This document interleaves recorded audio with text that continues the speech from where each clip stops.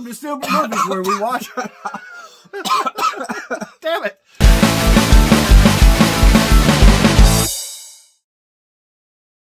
Welcome to Stupid Movies, where we guys watch them so you guys don't have to.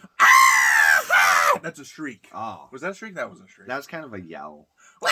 No, that's the same thing. That's How do you exact shriek? same. I don't Shriek, know. shriek for me. I don't know how to shriek. You can shriek. Is that a shriek? No. No, that sounded like you were falling off a cliff. Ah. And this week we headed to the carnival, kind of, and we watched a movie called Shriekshow, 2022 from Fuzzy Monkey Pictures.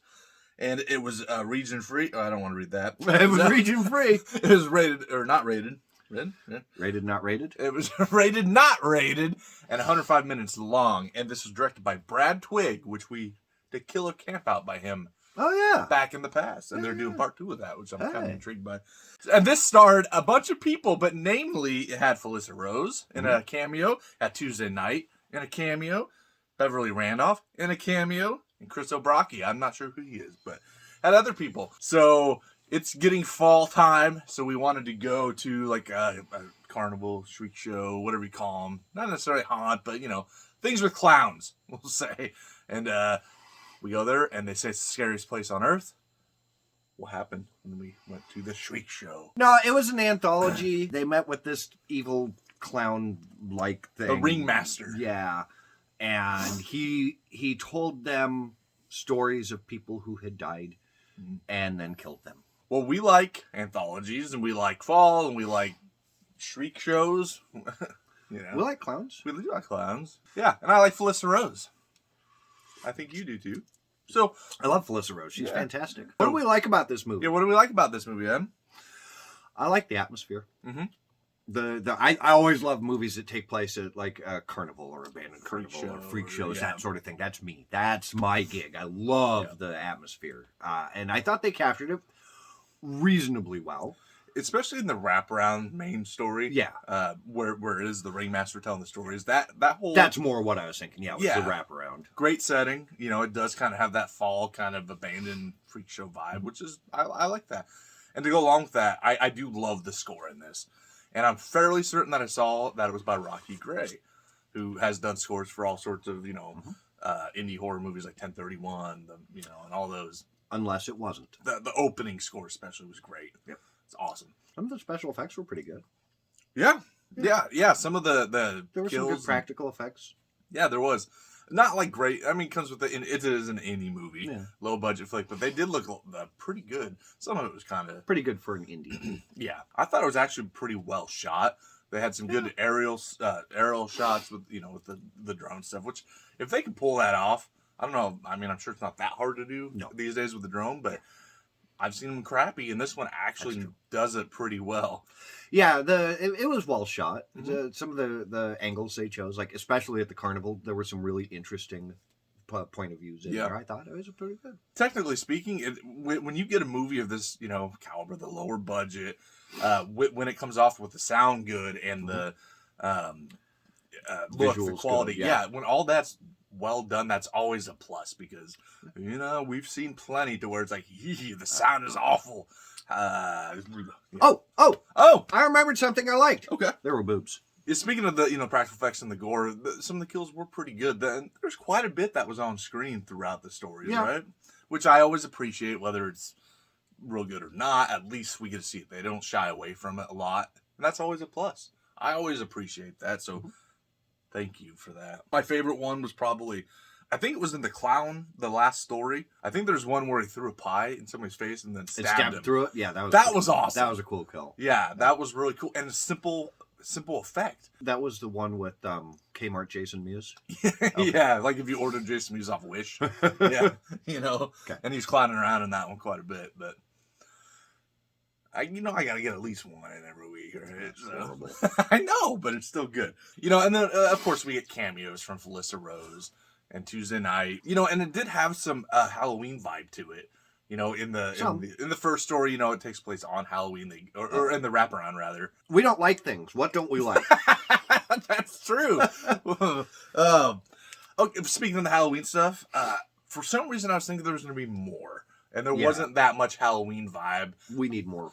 Yeah. Give us the ween. I mean, look at that. I mean, it definitely looks like it would be heavy Halloween theme, right? Yep. It's got the pumpkins and the stuff and leaves, and there was some, but not enough. Yep. I guess maybe I should have tempered my expectations. Maybe. But most of the stories didn't really have much Halloween vibe to it. Most of the stories were absolutely and completely forgettable. Yeah. To the point that I have now watched this movie twice. I have now seen it twice in 2 consecutive days. I still cannot tell you most of the stories that happened. Absolutely forgettable stories.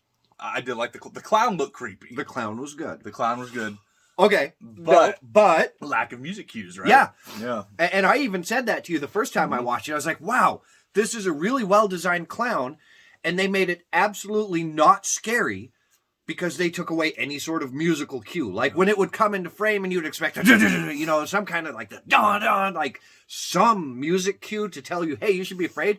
He just kind of like walked in and was like, hey. One thing the clown did very well that very few other people in the movie did was act. The acting sucked. Yeah. I'm sorry. I feel horrible saying that because I know that they probably did their best and they worked really hard, but the acting was just horrible.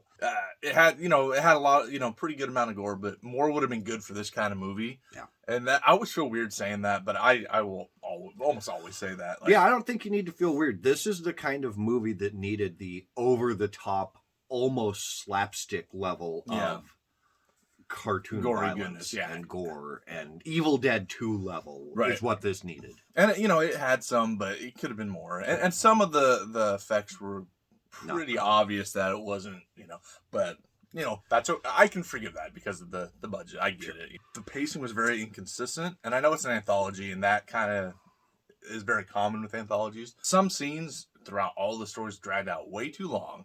There's really, I don't see any reason for this to be 105 minutes, and it could have easily been an 80-minute anthology. Cut down 25 minutes. Could have been a 40-minute anthology. I can think of a lot that could have been cut. I was bored out of my skull. Really? Yeah. It just didn't do it for me. Yeah, I don't know. I didn't hate this movie, but I didn't love it by any means. This is one I would consider very middle of the road. I was excited to see this one because I actually do like Brad Twigg. I think he makes fun indie horror movies. Great score, great atmosphere, great freak show type setting. Great makeup effects, especially all things considering the gore, the practical stuff. Technically speaking, it was all good, but it was kind of inconsistent with pacing. It wasn't as much fun as I hoped for. The stories are very forgettable. There's some cool stuff in there, but is it worth sitting through it all to find a little bit of good throughout? I don't know. Very middle of the road, very average at best. 4 out of 8 on this one. My thoughts on this movie. This is like the Insane Clown Posse of movies. Most of us think it's horrible. The few people who are really into it are going to love it. Yeah. But most of the rest of us are either going to be ambivalent and say it's fine, whatever, or are going to actively dislike it. I didn't like it. I was bored. I was not entertained. I was bored. It's important to say it twice because that's how bored I was. It wasn't engaging. It didn't capture me. I didn't like the looks of it. I liked the shots. I didn't really like the special effects. There were some that were good, but a lot of it was just like, ooh, this looks bad. This looks bad. Honestly, I award you 1.5 points and may God have mercy on your soul. It's like it took a picture of my grandmother and then took a dump on it. Took a big steaming shit right on her face. Oh, man. Yeah, have you seen it? Are you in Adam's camp, or are you in mine, or are you in the other where you loved it? Let us know. You can check us out over on Facebook.com/StoopidMovies. Yep. Instagram @StoopidMovies. @The Horror Bunk. @Flicking the Tip. Do all the things down below. Like, subscribe.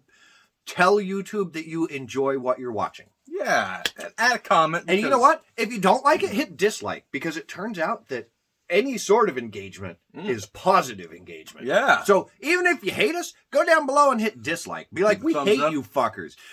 Put a long comment about how much you hate us. Tell your friends! Just do it. That's really small. Me? It didn't start me. I don't know what you were doing. You'll find out when you go back to do the edit. That's true.